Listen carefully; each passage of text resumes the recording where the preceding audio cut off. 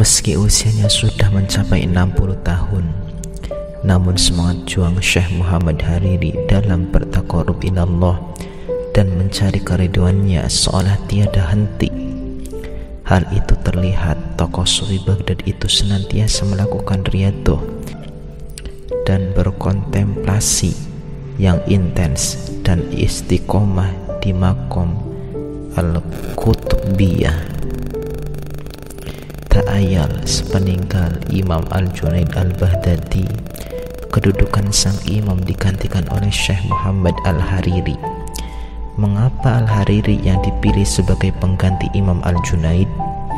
Faktor utamanya adalah kekuatan dan ketekunan Al-Hariri dalam melakukan riyadhah seperti berpuasa, tidak tidur, beribadah malam, dan seterusnya yang dimaksudkan untuk mendekatkan diri kepada Allah.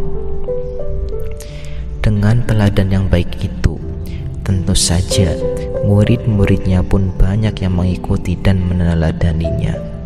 Namun semuanya tidak ada yang sanggup menandingi kemampuan dan kedisiplinan dari diri Syekh Al-Hariri dalam usahanya mendekatkan diri kepada Allah Subhanahu wa Ta'ala. Ketika Syekh Hariri sedang asik-asiknya melakukan wukuf qalbi, berdiam diri untuk ketenangan hati di maqam Al-Qutbiyah itu, tiba-tiba datanglah seorang pemuda yang rambutnya terurai agak panjang tanpa tutup kepala dan wajahnya kuning pucat masuk mushola di dekat maqam itu. Pemuda tadi setelah mengambil wudhu, kemudian melakukan sholat 2 rakaat. Dan seterusnya ia duduk bertafakur di tempat itu bersama-sama para sufi lainnya hingga datang waktu maghrib. Ba'da maghrib, Khalifah Baghdad mengundang para sufi, tidak terkecuali mereka yang sedang berdiam diri di maqam Al-Qutbiyah itu. Para sufi pun termasuk Syekh Hariri segera berkemas untuk mendatangi undangan Khalifah yang membutuhkan nasihat dari para sufi. Syekh Hariri yang melihat anak muda masih duduk tenang di mushola itu segera menyapanya. "Hai anak muda, apakah kamu mau keluar bersama kami untuk memenuhi undangan Khalifah?" Ia menjawab seolah tanpa ekspresi, "Saya tidak ada keperluan dengan Khalifah, tetapi yang saya inginkan engkau membawakan roti yang besar untuk saya nanti."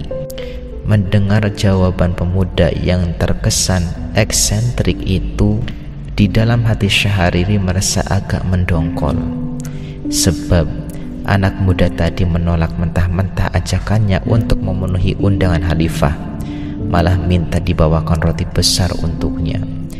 Akhirnya dengan tanpa kata-kata, Syekh Hariri meninggalkan pemuda tadi sendirian di mushola. Sang imam pun segera menuju ke majelis Khalifah di Baghdad. Setelah larut malam, majelis Khalifah di Baghdad pun usai dan Syekh Hariri bersama para sufi lainnya kembali lagi ke maqam Al-Qutbiyah. Dilihatnya anak muda tadi masih duduk di tempatnya semula, tetapi Syekh Hariri membiarkan saja. Di dalam hatinya timbul sedikit kurang senangnya kepada pemuda yang mau enaknya sendiri. Tidakkah itu tahu kepada siapa ia meminta dibawakan roti besar? Syekh Hariri pun kembali melakukan perenungan dengan berzikir di tempatnya semula. Setelah lama melakukan aktivitasnya, secara tak sadarkan diri ia pun tertidur. Dan dalam tidurnya, Syekh Hariri bermimpi melihat Rasulullah SAW beserta 2 orang tua yang bercahaya terang. Dan di belakangnya ada suatu jamaah besar yang juga bersinar wajahnya. Dari dalam mimpinya Syekh Hariri, tiba-tiba terdengar suara, "Ini adalah Rasulullah." Dan di sebelah kanannya itu Nabi Ibrahim Khalilullah, dan sebelah kirinya Nabi Musa Kalamullah, serta di belakangnya itu 124.000 orang nabi-nabi Allah yang lainnya. Melihat yang di depannya adalah Rasulullah, maka Syekh Hariri segera menghadap dan menyongsong Nabi Muhammad SAW untuk mencium tangannya. Namun Nabi Muhammad SAW membuang wajahnya dari Syekh Hariri seolah tak mengenalnya. Syekh Hariri mencoba mengulangi lagi, namun lagi-lagi beliau Rasulullah enggan menerimanya. Begitu seterusnya hingga berulang 3 kali. Dalam benaknya, Syekh Hariri terus bertanya-tanya adakah sesuatu yang salah pada dirinya. Karena merasa penasaran, akhirnya Syekh Hariri bertanya kepada Nabi Muhammad SAW, "Wahai Rasulullah, kesalahan apakah yang telah terjadi kepada saya sehingga engkau memalingkan wajah yang muda itu dari saya?" Nabi Muhammad SAW melihat Syekh Hariri dengan wajahnya yang kemerah-merahan, bagaikan intan merah karena ketinggian pribadinya.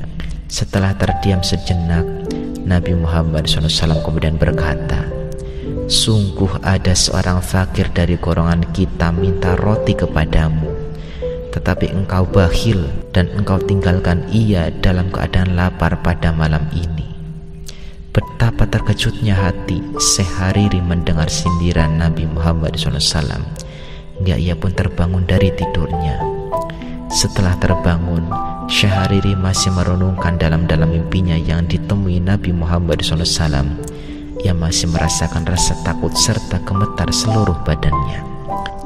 Syekh Hariri kemudian menoleh ke tempat pemuda yang tadi terlihat bertafakur di tempatnya. Tetapi sayang, pemuda tadi telah raib. Kemanakah gerangan si pemuda yang menyebabkan kehadiran Nabi Muhammad dalam mimpinya tadi? Kemudian Syekh Hariri pergi keluar untuk mencari sang pemuda.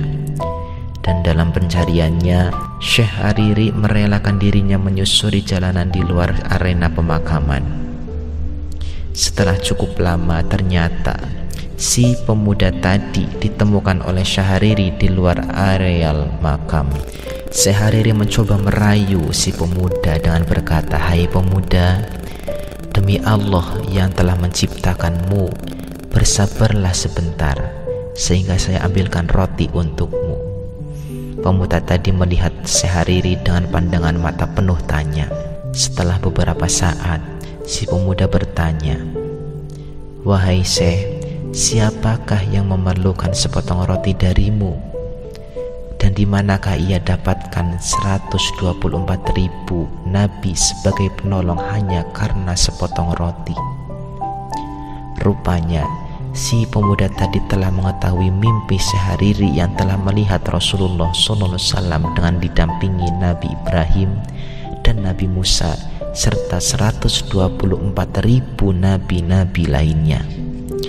Buktinya, si orang asing itu menyindir dengan menyebutkan 124.000 nabi-nabi kepada Syekh Hariri.